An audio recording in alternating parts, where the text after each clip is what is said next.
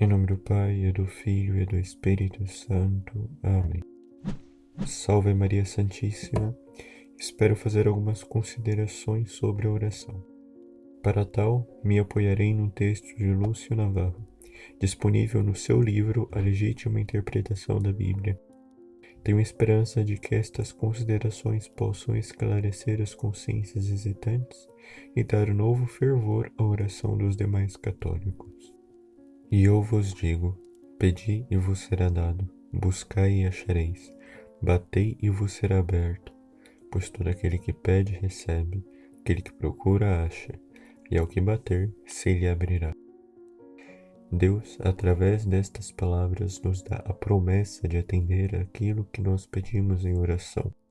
Mas devemos entender de que esta promessa está condicionada, isto é, para sermos atendidos, nossas orações devem cumprir com as condições reveladas por Deus na própria Escritura. Daí entendemos o porquê muitas vezes nós, ou conhecidos, não somos atendidos em nossas preces. É necessário que o que pedirmos seja algo bom, conveniente para nós. Se o Mestre diz que dará tudo aquilo que lhe for pedido, subtende que sejam coisas boas, pois se vós, pois, que sois maus, sabeis dar coisas boas a vossos filhos, quanto mais vosso Pai Celeste dará boas coisas aos que lhe pedirem. Meus irmãos na fé, muitas vezes o que pedimos pode aparentemente ser bom, mas Deus, que conhece os corações, sabe o que é melhor para nós, e muitas vezes não concede aquilo que aparenta ser bom. Pensemos num empregado que pede uma remuneração maior e um novo emprego, e Deus não lhe concede. Talvez isso fizesse com que este se aproximasse mais do amor aos bens terrenos que do amor a Deus. Vejamos o exemplo do apóstolo. Para que a grandeza das revelações não me levasse ao orgulho, foi-me dado um espinho na carne, um anjo de Satanás para me esbofetear e me livrar do perigo da vaidade. 13 vezes roguei ao Senhor que o apartasse de mim, mas ele me disse: basta-te a minha graça, porque é na fraqueza que se revela totalmente a minha força. Vejamos, Deus não livrou São Paulo de suas aflições, o que seria aparentemente bom, mas assim o fez a fim de elevá-lo a uma perfeição maior. É necessário que a nossa oração seja feita com fé, como nos orienta São Tiago. Peça-a com fé, sem nenhuma vacilação, porque o homem que vacila assemelha-se à onda do mar, levantada pelo vento e agitada de um lado para o outro. Não pense, portanto, tal homem que alcançará alguma coisa do Senhor, pois é um homem irresoluto, inconstante em todo o seu proceder. E que peçamos com confiança, aproximemos, pois, confiadamente do trono da graça, a fim de alcançar misericórdia e achar a graça de um auxílio oportuno. Nossa oração deve ser humilde, como nos ensina Jesus na parábola do fariseu e do publicano. Este, por sua vez, mantendo-se afastado, não levanta os olhos ao céu, mas batendo no peito diz: ó Deus, tem piedade de mim, que sou pecador.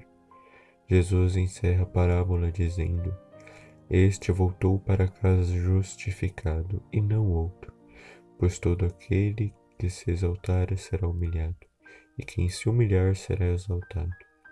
Meus irmãos na fé, Deus resiste aos soberbos e dá sua graça aos humildes.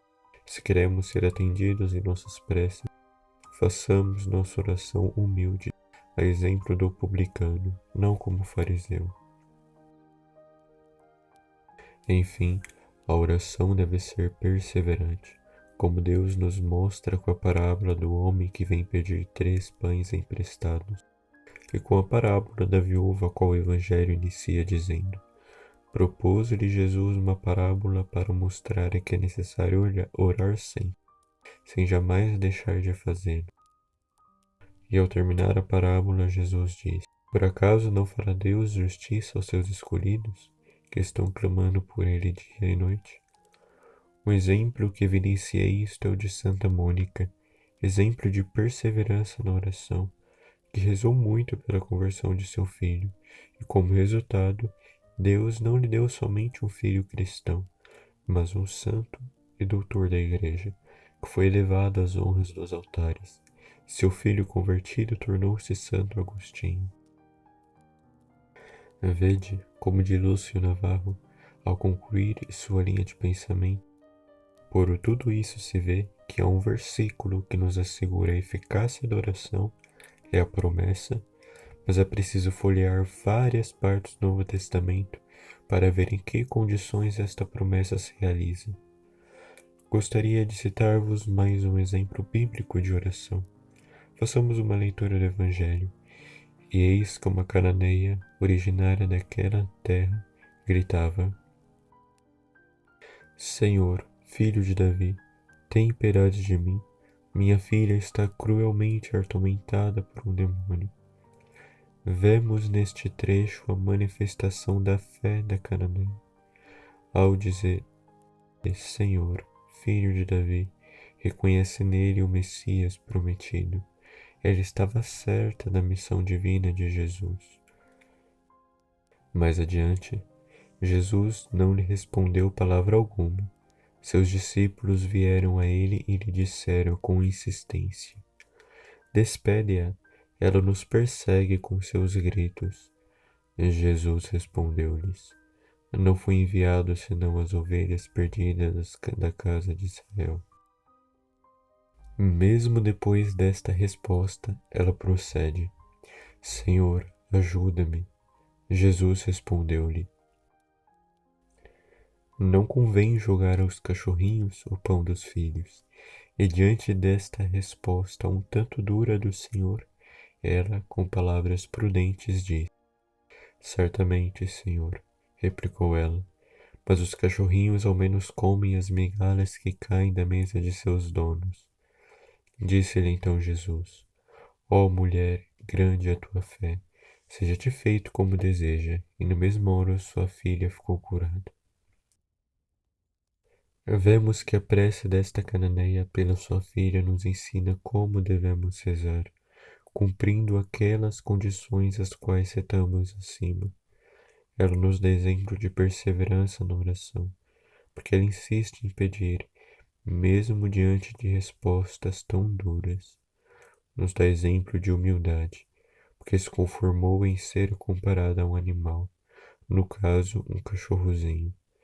Dá exemplo de confiança ao dizer: Senhor, filho de Davi, porque quem acredita é porque tem confiança naquele que revela.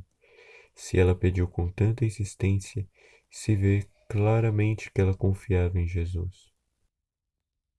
Além disso, nos dá exemplo de paciência e prudência nas palavras. Não se irritou, nem recuou diante das respostas negativas e duras. Antes respondeu prudentemente. Ela nos ensina com seu exemplo que devemos rezar humildemente, crer firmemente, confiar, perseverar na oração. Em síntese, seu exemplo é um resumo das condições ditas acima, as quais o Evangelho nos revela.